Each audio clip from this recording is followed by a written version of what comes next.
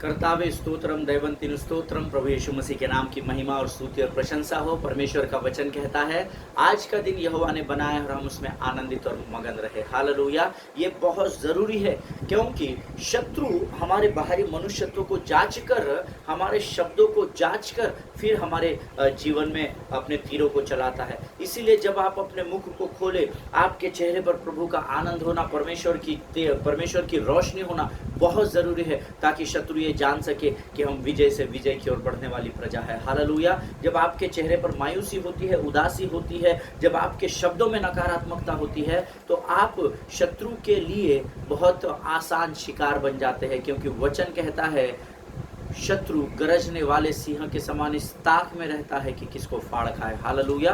वो प्रतीक्षा कर रहा है, वो ताक में है, वो सब कुछ देख रहा है। अगर आपके चेहरे पे उदासी और मायूसी दिखेगी, आपके शब्दों में नकारात्मकता रहेगी, तो आप परमेश्वर के नहीं परंतु शत्रु के लिए बहुत ही आसान सा शिकार बन जाएंगे। हालेलुया। इसलिए हमेशा आनंदित रहिए। वचन कहता है सुख में, दुख में, अमीरी में, गरीबी में, हर परिस्थिति में यहोवा का धन्यवाद करते रहो। हालेलुया। मैं यहोवा का धन्यवाद देता हूँ। बीते दिनों में उसने हम 2-3 जगह पर अलग अलग स्थानों पर सेवकाई के लिए गए थे और लोगों ने हमारी सहायता की। परमेश्वर ने हमारी सहायता की। परमेश्वर ने लोगों के मन में उभारा। अद्भुत सेवकाई को परमेश्वर ने उन स्थानों पर, अलग अलग स्थानों पर किया और मैं प्रभु का धन्यवाद देता हूँ कि परमेश्वर उन सारे स्थानों से लेकर फिर एक बार हमें अपने सुरक्षित स्थान में लेकर आया है। और बीते दिनों में जो भी हमने 5-6 जगहों पर, अलग अलग जगहों पर सेवकाई की, परमेश्वर ने अद्भुत काम किए। परमेश्वर की भारी उपस्थिति वहाँ पर थी। आज भी वहाँ से, उन क्षेत्रों से लोगों की गवाहियाँ हमारे तक पहुँचाई जा रही है। हालेलुया। ये इसलिए नहीं संभव हुआ क्योंकि हम वहाँ पर थे, ये इसलिए संभव हुआ क्योंकि वचन कहता है अगर तुम मुझे आदर दो तो मैं भी तुम्हें आदर दूंगा। हालेलुया। मेरा विश्वास है बीते दिनों में हमने जो slow and steady wins the race, इस अध्ययन को जो हमने किया है, जो भी 10, 12, 15 सेशंस हमने इसके किए हैं, परमेश्वर ने आपको ज़रूर आशीष दी है। बहुत सारी गवाहियाँ मेरे टीम के पास ईमेल के द्वारा आई है। बहुत सारे लोगों ने वैयक्तिक रूप से अपनी गवाहियों को मुझ तक पहुँचाया है, मेरे टीम तक पहुँचाया है। मैं परमेश्वर का धन्यवाद देता हूँ कि परमेश्वर विश्वास योग्य है और वो धर्मी के परिश्रम को कभी भी व्यर्थ नहीं जाने देता है। हालेलुया। अगर आप इस सीरीज को लगातार नॉन स्टॉप सुनेंगे तो परमेश्वर अद्भुत बातों का आपके जीवन में प्रकट करेगा। आमीन। आज एक नए विषय के साथ प्रभु हमारे मध्य में है प्रियो। आज से हम एक नए अध्ययन की ओर बढ़ रहे हैं।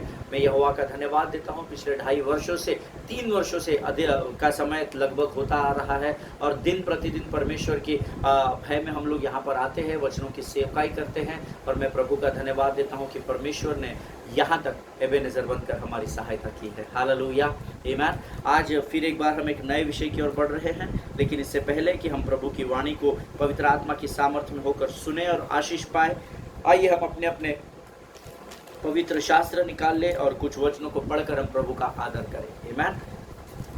आज हमने पढ़ने के लिए जो वचन चुने हैं वो पाए जाते हैं भजन संहिता 145, उसके 2 से लेकर 9 वचनों को हम पढ़ेंगे। Psalms 145 verses 2 to 9 we are going to read. और मैं चाहता हूँ और विश्वास करता हूँ आप सब लोग अपने अपने पेन, पेंसिल, पेपर, नोटबुक्स, अपना पवित्र शास्त्र सब कुछ लेकर बैठे हैं ताकि आप महत्वपूर्ण बातें जो पवित्र आत्मा आपको कायल करती है उसको आप लिख सके और उस पर मनन अध्ययन करके परमेश्वर के राज्य के लिए आशीष का कारण बन सके। आमीन। ये एक बहुत अच्छी हैबिट है जब आप वचनों को लिखते हैं, परमेश्वर की प्रकाशनों की बातों को लिखते हैं और उस पर मनन और अध्ययन करते हैं, क्योंकि परमेश्वर स्वर्ग से नया रेमा आपके जीवन में प्रकट करता है। हालेलुया।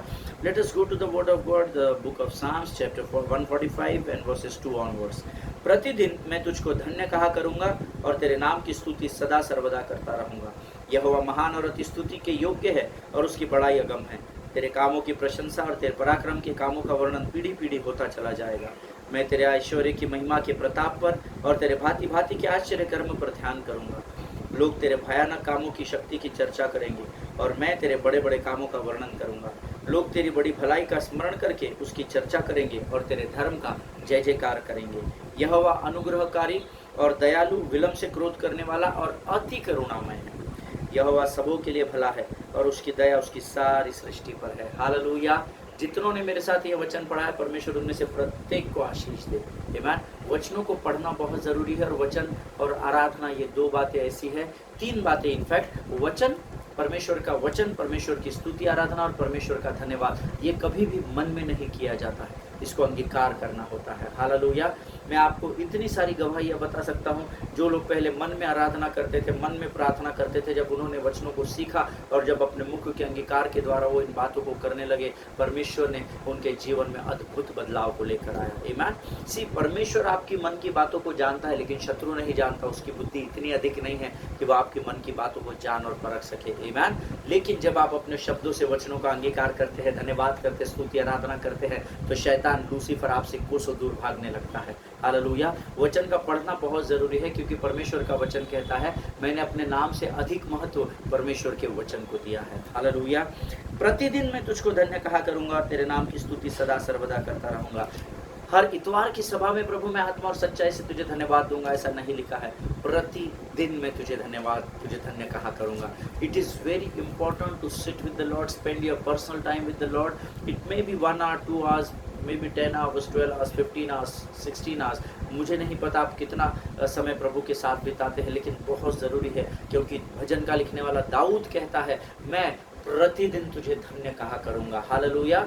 गड़बड़ी की प्रार्थना मत करें, नहाते समय प्रार्थना, गाड़ी चलाते समय, वो तो हमको करना ही है, वो हमारा लाइफस्टाइल है। लेकिन एक ऐसे समय को आप चुनना है जब आप परमेश्वर के साथ अकेले पाए जाए, एक शांत समय, एक अद्भुत समय, जब आप परमेश्वर के से बातचीत कर सके और परमेश्वर की वाणी को सुन सके। हालेलुया। आगे वचन कहता है, यहोवा महान और अति स्तुति के योग्य है और उसकी बड़ाई अगम है। यहोवा महान और स्तुति के योग्य नहीं, अद्भुत, अति स्तुति के योग्य है। क्यों अति स्तुति के योग्य है? उसके लिए आपको पवित्र शास्त्र पढ़ना पड़ेगा। जब आप उसके आश्चर्य कर्मों को पढ़ेंगे, जब आप उसके वचनों की गंभीरता को समझेंगे, तो आप लगातार उसकी स्तुति में डूब जाएंगे। हालेलुया। इतना महान परमेश्वर है जिसने हमसे पहले प्रेम किया है प्रियो, उसको हल्के में नहीं लेना है, क्योंकि वो आकाश और पृथ्वी का निर्माण करता है। आमीन। चौथा वचन कहता है, तेरे कामों की प्रशंसा और तेरे पराक्रम के कामों का वर्णन पीढ़ी पीढ़ी होता चला जाएगा। देखिए, अगर आप परमेश्वर की स्तुति और प्रशंसा नहीं करेंगे, तो प्रभु कहता है पत्थर चिल्ला उठेंगे। हालेलुया। ये हमारा प्रिविलेज है, ये हमारे लिए आशीष का कारण है कि परमेश्वर ने हमें अपने मंदिर के पात्र बनाकर तैयार किया है, ताकि हम उसकी स्तुति और आराधना कर सकें। हालेलुया। मैं तेरे ऐश्वर्य की महिमा के प्रताप पर और तेरे भांति भांति के आश्चर्य कर्मों पर ध्यान करूंगा। इट इज़ वेरी इंपॉर्टेंट परमेश्वर के आश्चर्य कर्मों पर ध्यान करना, क्योंकि उसके लिए आपको पवित्र शास्त्र को खंगालना पड़ेगा। आमीन। हमको आदत पड़ चुकी है स्क्रीन पर वचन पढ़ने की, स्क्रीन पर गीतों को पढ़ने की। नहीं, स्मरण करें वचनों को, क्योंकि व्यवस्था की यह पुस्तक तेरे चित्त से कभी भी न उतरने पाए, ऐसा यहोशू 1:8 में लिखा है। व्यवस्था की यह पुस्तक तेरे चित्त से कभी भी न उतरने पाए। हालेलुया।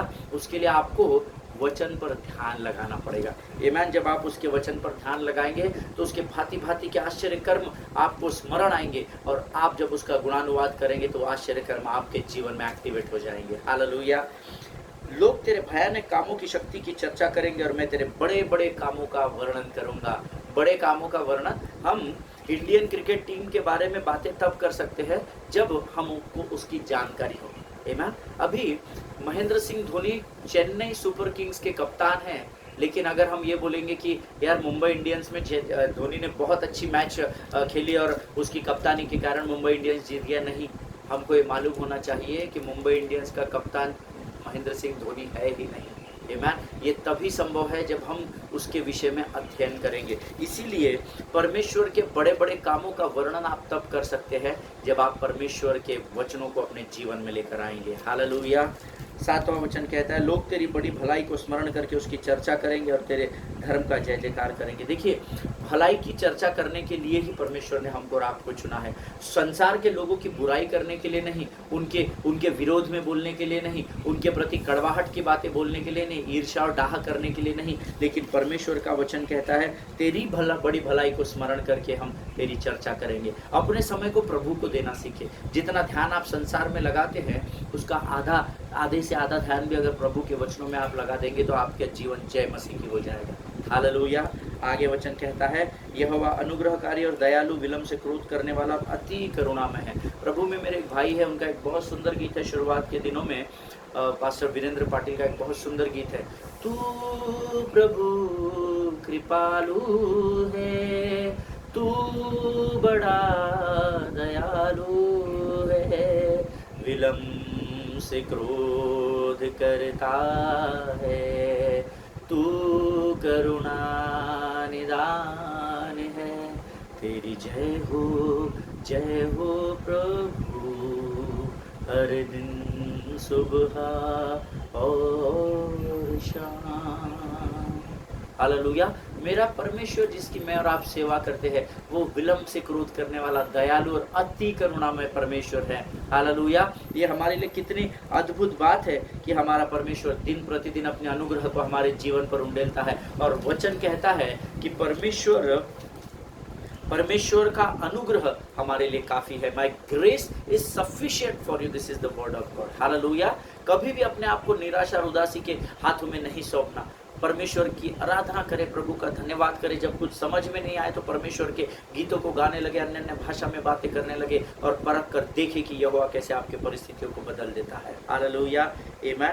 वचन कहता है यहोवा सबों के लिए भला है और उसकी दया उसकी सारी सृष्टि पर है। हालेलुया। यहोवा सिर्फ वचन पढ़ने वालों के लिए भला है ऐसा नहीं लिखा है। यहोवा सबों के लिए भला है, चाहे वो धर्मी हो चाहे अधर्मी हो। यहोवा सभी के जीवन पर अपने भलाई को प्रकट करने वाला महान और जीवित परमेश्वर है। क्यों? क्योंकि वो चाहता है कि सारी सृष्टि उसके राज्य में, उसके राज्य का भाग होने पाए। हालेलुया। यीशु मसीह नहीं चाहता कि एक भी व्यक्ति नरक का भागी बने। आमीन। इसीलिए ये जिम्मेदारी उसने आपको और मुझे सौंपी है कि हम उसकी भलाई को, उसकी अच्छाई को, उसकी कृपा की बातों को, उसके अनुग्रह की बातों को अपने जीवन की गवाहियों के द्वारा अन्य जातियों तक पहुंचाए ताकि उनके जीवन को परमेश्वर बदल सके। हालेलुया। परमेश्वर इन वचनों के द्वारा आपको बड़ी बरकत और बड़ी आशीष दे। आइए प्रियो, इस समय हम अपना समर्पण परमेश्वर को करेंगे और हम फिर आगे के वचनों में पढ़ेंगे। आइए हम प्रार्थना करें। खुदावन प्रभु यीशु नासरी के नाम से सुंदर और पवित्र समय के लिए हम तुझे धन्यवाद देते हैं प्रभु। धन्यवाद देते हैं जीवन की तमाम आशीषों के लिए जो तूने इस समय तक दी है। हम प्रार्थना करते प्रभु उन तमाम भाई बहनों के लिए जिन्होंने आज हमारे लिए प्रार्थनाएं की है राजा।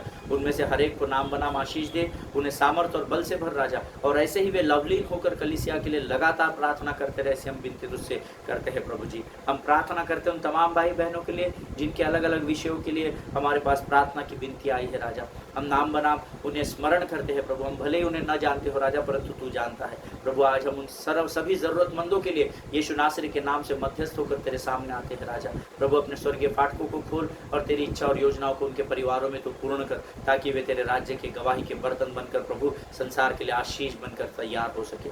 आज का आने वाला वचन हम में से हर एक के जीवन के लिए लाभ और आशीष का होने पाए राजा। अपने स्वर्गीय फाटकों को खोल, स्वर्गीय बुद्धि और ज्ञान से हम में से हर एक को भरकर तैयार कर, ताकि तेरे वचन हमारे मांस और गूदे का भाग होने पाए राजा। जाने अनजाने में हमसे वे गुनाहों की क्षमा कर, अपने लहू से धोकर शुद्ध कर राजा। सारी बातों में महिमा तुझको देते हैं, अपने आप को यीशु मसीह के लहू में सुरक्षित करते हैं। प्रार्थना को धन्यवाद के साथ हमारे उद्धारकर्ता यीशु नासरी के मीठे और पवित्र नाम में मांगते हैं प्रभु। सुनिए और बड़ी दया से ग्रहण करें, आमीन। हालेलुया। फिर एक बार इस YouTube के चैनल पर मैं आप सबों का स्वागत करता हूँ। पिछले कुछ दिनों से मुझे लगातार बहुत सारे फ़ोन कॉल्स आते हैं, प्रार्थना की विनतियाँ आती है और बहुत सारे, इस वर्ष की मैं बात कर रहा हूँ जनवरी से मैं, क्योंकि मेरे पास प्रार्थना का एक चार्ट होता है, परिवारों के नाम लिखे हुए हैं, उनकी ज़रूरतें लिखी हुई, हम उसके आधार पर हम प्रार्थना करते हैं और उनसे फिर पूछते हैं कि प्रभु ने उनके जीवन में क्या कार्य किया है। और मैं जस्ट जनवरी में अपने नोटबुक्स को खंगाल रहा था और उसमें मुझे पता चला कि ऐसे बहुत सारी प्रार्थना प्रार्थना की विनतियाँ है जिसका एक कॉमन प्रॉब्लम है, लोग डिस्करेज हो चुके हैं, है ना। लोगों का धैर्य खत्म हो चुका है। वो सोच रहे हैं कि नहीं, अभी हमको नहीं लगता पास्टर कि परमेश्वर इस स्तर पर हमारी मदद करेगा। हमने इतना अधिक पाप कर दिया है, हमने इतनी अधिक गलतियां कर दिया कि हमको अभी नहीं लगता है कि परमेश्वर हमारी सहायता और मदद करेगा। और ये सबों के जीवन में होता है। एक स्तर पर हम उस निराशा के पायदान पर पहुंच जाते हैं जहां पर हमको ऐसा लगता है कि नहीं, अभी हमसे कुछ नहीं हो सकता, और हम लोग गिव अप करने की कगार पर आ जाते हैं, हम लोग डिस्करेज हो जाते हैं। और लगातार जनवरी महीने से मैं प्रभु से प्रार्थना कर रहा हूँ, प्रभु इस विषय में तू मुझे शब्द दे, इस विषय में प्रभु तू मुझे अध्ययन दे, ताकि मैं उस हर एक भाई और बहन को जो गिव अप करने की ओर बढ़ रहा है, जो अंधकार की ओर धंसा चला जा रहा है, जो उस दलदल की कीच में जो शत्रु ने उसके लिए तैयार किया उसमें धंसता चला जा रहा है, प्रभु तू मुझे शब्द दे ताकि मैं उसके जीवन को वचनों के द्वारा सांत्वना दे सकूं, धैर्य दे सकूं। और प्रभु ने जनवरी से मुझसे बातें करना शुरू किया और अभी 2 दिन पहले मैंने उस अध्ययन को समाप्त किया है। मैं प्रभु का धन्यवाद देता हूँ कि परमेश्वर ने मेरी सहायता और मदद की कि मैं इस विषय में आप तक आ सकूँ। हालेलुया। और आज हम जिस अध्ययन को शुरू करने जा रहे हैं, जो लोग नोट्स लिखते हैं वो अपने डायरीज में लिख ले, अपने नोटपैड्स में लिख ले। आज का हमारा जो अध्ययन का शीर्षक है, एनकरेजमेंट इज वेरी इंपॉर्टेंट। प्रोत्साहित करना ज़रूरी है। हालेलुया।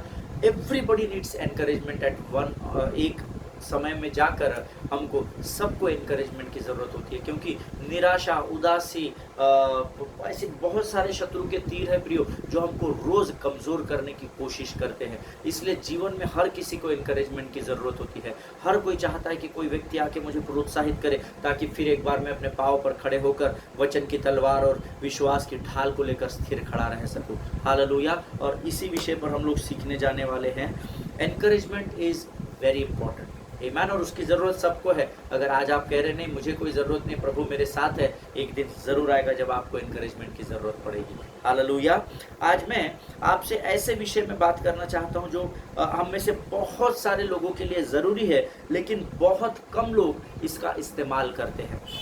बहुत कम लोग चाहते हैं कि हमको कोई एनकरेज करे, पर हम किसी को जाकर एनकरेज नहीं करते। संसार में अधिकतर लोग एक दूसरे को डिस्करेज करने में लगे हुए हैं, एक दूसरे के पांव खींचने में लगे हैं, एक दूसरे की सेवकाई को दबाने में लगे हुए हैं, एक दूसरे से बढ़ने के चक्कर में वो किसी भी हद तक जा रहे हैं। आमीन। और ऐसे परिस्थिति में हम में से हर एक को प्रियो एनकरेजमेंट की ज़रूरत होती है। हालेलुया। और आज इसी विषय पर हम लोग बातचीत करेंगे। ये अध्ययन यूहन्ना बपतिस्मा देने वाले के विषय में है, जो जकरिया का और एलिजाबेथ का इकलौता पुत्र था। हम सब इस विषय में जानते हैं। आप सब ज्ञानवान लोग हैं, आप वचन के जानकार हैं, आप भी सेवकाई करने वाली जाति है, और आप सब इन सारी बातों को जानते हैं। हालेलुया। लेकिन मैं रोज़ दिन प्रतिदिन यहाँ पर इसलिए आता हूँ क्योंकि ये आज्ञा मुझे परमेश्वर ने दी है। हालेलुया। और जब तक प्रभु ने मुझे कहा है तब तक मैं यहाँ रोज़ आकर वचन की सेवकाई करूँगा, आप लोगों के लिए नहीं, परंतु उस परमेश्वर को प्रसन्न करने के लिए। हालेलुया। क्योंकि मैं जब अपना काम कर दूंगा, जब मैं रोज़ आकर यहाँ पर वचन की सेवकाई करता हूँ, मुझे बड़ी अच्छी सुकून की नींद आती है। हालेलुया। सो हम यूहन्ना बपतिस्मा देने वाले के विषय में मैं कुछ बातें आपको बताऊंगा, जो जकरिया का और एलिजाबेथ का इकलौता पुत्र था, जो उनको उनके बुढ़ापे के समय में हुआ था। परमेश्वर ने उनके ढलते उम्र में उनको यूहन्ना के रूप में एक बेटा, उन्हें आशीष के रूप में एलिजाबेथ के गर्भ में प्रतिफल करके डाल दिया था। हालेलुया। और हम सब जानते हैं यूहन्ना बपतिस्मा देने वाला लोगों को बपतिस्मा देता था, यर्दन के किनारे उनको बपतिस्मा देता था, और जंगल में से मार्ग को तैयार कर रहा था। हालेलुया। और एक स्वर्गीय योजना को पूर्ण करने के लिए यूहन्ना बपतिस्मा देने वाला इस पृथ्वी पर आया था। इस बात को हमेशा ध्यान में रखिएगा। परमेश्वर जो कुछ भी मेरे और आपके जीवन में करता है, कोई भी कार्य अनप्लान्ड नहीं होता है। अगर आज आप अच्छे दिनों से हो रहे हैं तो ये परमेश्वर की योजना है, लेकिन अगर आप बुरे दिनों से होकर गुजर रहे हैं, फिजिकल, फाइनेंशियल, मेंटल, स्पिरिचुअल, ये चारों एरियाज से अगर आप होकर गुजर रहे हैं, तो विश्वास करें आप आग से परखे जा रहे हैं। हालेलुया। लेकिन परमेश्वर का वचन कहता है, गुजर जाऊं मैं अग्नि से होकर, उसकी लौ ना झुलसाएगी, चला जाऊं मैं नदी से होकर, उसकी गहराई ना डुबाएगी। हालेलुया। ऐसे ही हमारे जीवन में जिस प्रकार से परमेश्वर ने भली और अद्भुत योजनाओं को रखा है, उसी प्रकार यूहन्ना बपतिस्मा देने वाले का जन्म जो हुआ था, वो एक स्वर्गीय योजना में हुआ था। हालेलुया। देखिए, परमेश्वर के राज्य में कोई भी काम अकस्मात नहीं होता है। सब कुछ हमारे माता के गर्भ में रचे जाने से बहुत पहले तय किया गया है। हालेलुया। और यहाँ पर ऐसे ही यूहन्ना बपतिस्मा देने वाले के लिए किया गया था। See, John the Baptist was the third cousin to Jesus, who was assigned to prepare the way for the Lord. Hallelujah. ये यूहन्ना बपतिस्मा देने वाला जो था, तो ये यीशु मसीह का थर्ड कजिन था, है ना, चचेरा भाई, ममेरा भाई जो हम कहते हैं, थर्ड कजिन था, और इसको इस पृथ्वी पर इसीलिए लाया गया था ताकि ये परमेश्वर के मार्ग को तैयार कर सके। आज मुझे और आपको इस पृथ्वी पर एक उद्देश्य के लिए लाया गया है। आपका और मेरा उद्धार टाइम पास के लिए या स्वर्ग जाने के लिए नहीं किया गया है। आपका और मेरा उद्धार इसीलिए किया गया है ताकि हम परमेश्वर के उद्देश्य को पूर्ण कर सके। Hallelujah, amen. यहाँ पर John the Baptist was assigned to prepare the way for the Lord. यूहन्ना बपतिस्मा देने वाले को इसलिए इस उद्देश्य के साथ लाया गया था ताकि वो परमेश्वर के लिए मार्ग को तैयार कर सके। हालेलुया। और अगर आप मत्ती रचित सुसमाचार उसके 3 अध्याय को पढ़ेंगे, जो मैं चाहता हूं इस समय आप अपने अपने पवित्र शास्त्र में खोल ले। मेरा विश्वास है आपके पवित्र शास्त्र आपके सामने रखे हुए हैं। मत्ती का सुसमाचार, the gospel of Matthew chapter 3, इसके 3 अध्याय में हम सब जानते हैं कि इस अध्याय में अगर आप पढ़ेंगे, आप जिन्होंने, मेरा विश्वास है आपने कई बार इस अध्याय को पढ़ा होगा। इस 3 अध्याय में यूहन्ना बपतिस्मा देने वाला यरदन नदी में बपतिस्मा दे रहा है लोगों को, है ना। पश्चाताप करने कह रहा है कि पश्चाताप करो, स्वर्ग का राज्य निकट आ गया है। जब लोगों को परमेश्वर की आत्मा कायल करती थी, वो आते थे यूहन्ना के पास, रोते थे, बिलखते थे, अपने पापों का अंगीकार करते थे, पश्चाताप करते थे, और उसके बाद यूहन्ना बपतिस्मा उनको यरदन की नदी में लेकर जाता था और यरदन में उनको पानी का बपतिस्मा दे रहा था। हालेलुया। और अगर आप मत्ती 3 अध्याय उसके 13, 14, 15 वचन अगर आप पढ़ेंगे, मत्ती रचित सुसमाचार 3 अध्याय 13 से लेकर 15 वचन अपने नोट्स में लिख लीजिएगा। तो यहाँ दोनों कजन्स में कुछ बातचीत होती हुई आपको दिखाई देगी। यूहन्ना बपतिस्मा देने वाला और यीशु मसीह, इन दोनों में कुछ बातचीत हो रही है।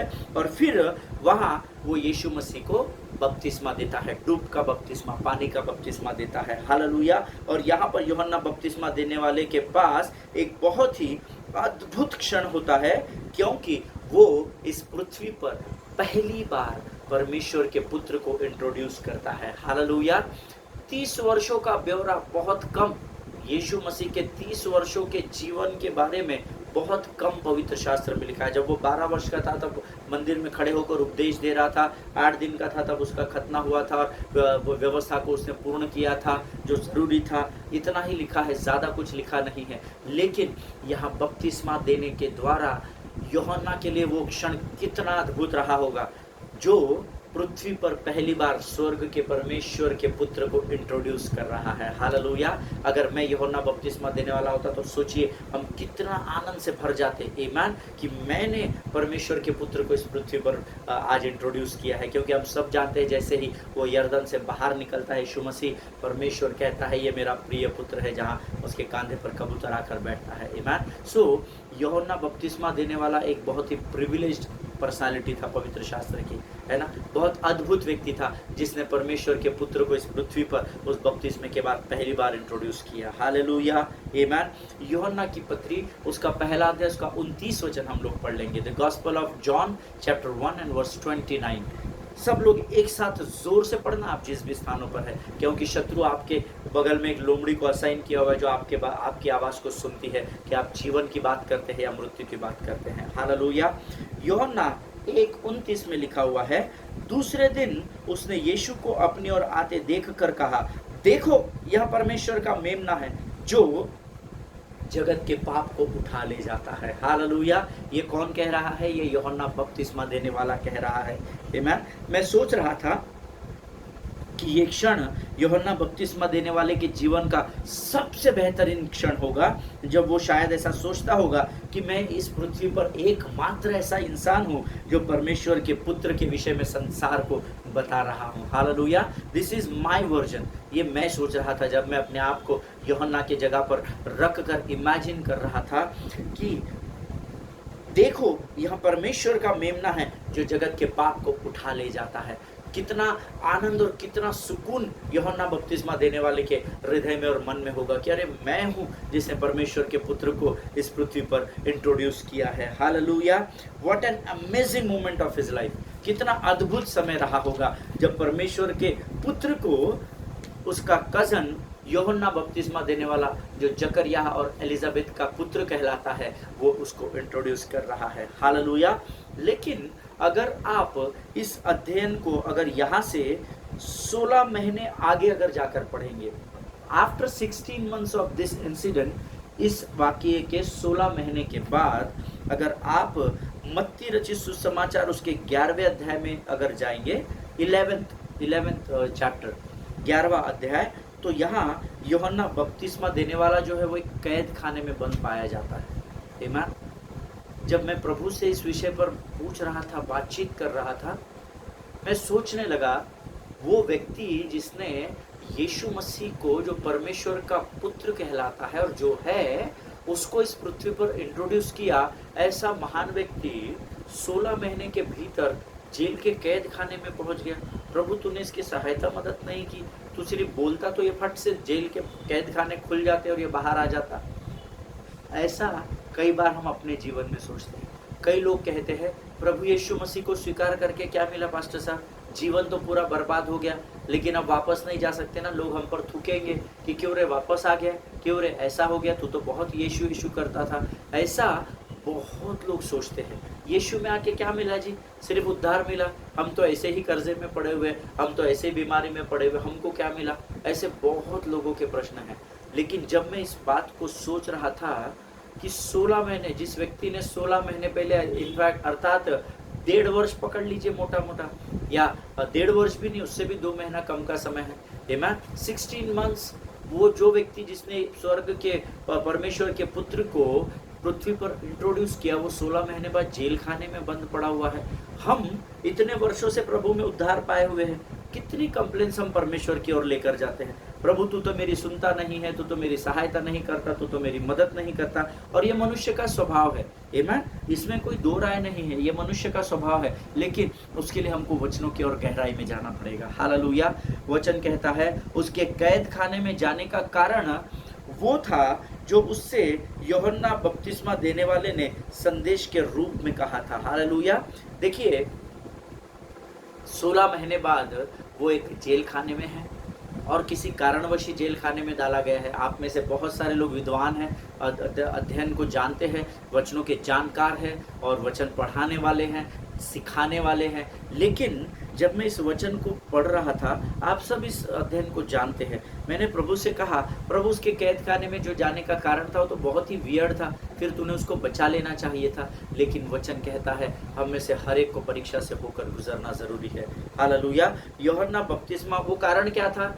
यूहन्ना बपतिस्मा देने वाले ने हेरोद राजा से कहा था कि अपने भाई की बीवी से शादी करना गलत बात है, ये पाप कहलाता है और ऐसा करने से तुम व्यभिचार में पड़ जाओगे या व्यभिचार में पड़ गए हो, ये उसने हेरोद राजा से कह दिया था। हालेलुया। एक राजा से एक साधारण व्यक्ति जो जंगल में घूमता है, जो कपड़ा भी पूरा नहीं पहनता है, उस व्यक्ति ने आकर इतनी बड़ी बात कह दी कि अपने भाई की पत्नी से शादी करना पाप कहलाता है, तू व्यभिचार कर रहा है। और उस क्रोध में आकर हेरोद राजा ने उसे कैद खाने में डाल दिया था। ये हम सब जानते हैं। Hallelujah. This was the only reason कि हेरोद राजा ने उसे बंदी गृह में डाल दिया था। उसने कोई बहुत बड़ा काम नहीं किया था, मर्डर या व्यभिचार नहीं किया था, सिर्फ राजा को सच बताया था। हालेलुया। मैं आपको बताऊं, कई बार जब आप वचन के द्वारा लोगों तक सच पहुंचाते हैं तो आप उनके घृणा का कारण बन जाते हैं। हालेलुया। कई बार जब लोग सोचते हैं कि हर बार पासवान ही कलीसिया को करेक्ट करेगा, नहीं, कई बार परमेश्वर उस कलीसिया में के हृदय में भी कार्य करेगा कि वो अपने अधिकारी के पास जाकर अपने हृदय की बातों को बोल सके। हालेलुया। ये मैं एक उदाहरण दे रहा हूँ, amen, don't take it otherwise personally नहीं लेना इसको। लेकिन कई बार जब लोग सत्य की बात को आपके सामने लेकर आते हैं ना आपके जीवन के लिए, तो आप उससे घृणा करने लगते हैं, आप उसका क्रोध करने लगते हैं, आप उसकी ईर्ष्या करने लगते हैं और लोगों के पास जाकर उसके बारे में बुरी बातों को फैलाने लगते हैं। हालेलुया। और सेम यहाँ पर उसकी कीमत यूहन्ना बपतिस्मा देने वाले को चुकानी पड़ी। कीमत क्या थी? कि उसने राजा को सत्य बात बताई जो व्यवस्था के अनुसार थी और राजा ने उठाकर, हेरोद ने उसको जेल खाने में डाल दिया। हालेलुया। आज हम यहाँ पर समाप्त करेंगे और हम अगले अध्ययन में यहाँ से आगे की ओर बढ़ेंगे और भेद की बातें परमेश्वर हमको बताएगा, ऐसा मैं विश्वास करता हूँ। आज हम यहाँ समाप्त करेंगे क्योंकि हमारा समय समाप्त हो गया है। परमेश्वर आपको इन वचनों के द्वारा बड़ी बरकत और बड़ी आशीष दे और अगले सेशन में हम फिर एक बार मिलेंगे। परमेश्वर आपको बहुत आशीष दे। आइए इस समय हम अपनी आंखों को बंद करेंगे और हम प्रार्थना करेंगे। खुदावंद आज के इस अद्भुत विषय के लिए हम तुझे धन्यवाद देते हैं राजा। प्रभु धन्यवाद देते हैं जीवन की तमाम आशीषों के लिए जो अब तक तूने हमारे जीवन में दी है, आने वाली तमाम आशीषों के लिए तुझे धन्यवाद देते हैं राजा। प्रार्थना करते हैं जितनों ने अपने आत्मा और सच्चाई से वचनों को सुना है उनमें से हर एक से तू बातचीत कर राजा। इनकी ज़रूरतों को अपने स्वर्गीय भंडार से पूर्ण कर। अपने आप को हम यीशु मसीह के लहू में सुरक्षित करते हैं। प्रार्थना को स्वीकार किया ऐसा विश्वास करते हैं और विनती को धन्यवाद के साथ यीशु नासरी के मीठे और पवित्र नाम में मांगते हैं। प्रभु सुनिए और बड़ी दया से ग्रहण करें। आमीन। हालेलुया। परमेश्वर आप सबों को बड़ी बरकत और बड़ी आशीष दे। एक दूसरे के लिए प्रार्थना करते रहे, अपने पासबानों के लिए, उनके परिवारों के लिए ज़रूर प्रार्थना करें। अगले सेशन में हम फिर एक बार मिलेंगे, तब तक स्वस्थ रहें, सुरक्षित रहें। सभी को जय मसीह की। God bless you all.